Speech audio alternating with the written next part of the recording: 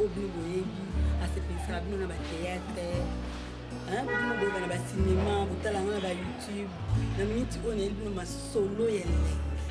botunanga nini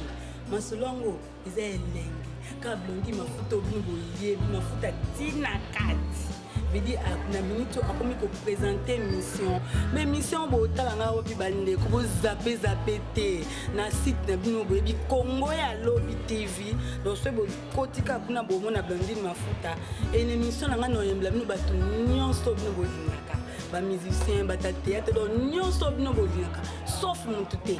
botuna kombe mission bandeka pona na kanda te bandeko parce que na yebi tombo andolandango bo sepela bo se retrouver na masolo na biso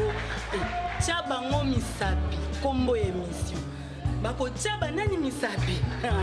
bandeko boyeba kata na ndo ya mbinvité na nga nde boyeba nani oba tia misapi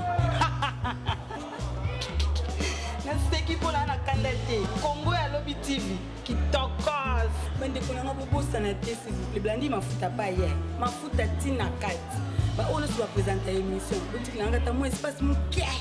na kota chobo et ça moi ja moi Barbara o nyonso ana posa kina yambe na émission na nga o baza posa senga nga invité contact na nga ezali ko benga na numéro na nga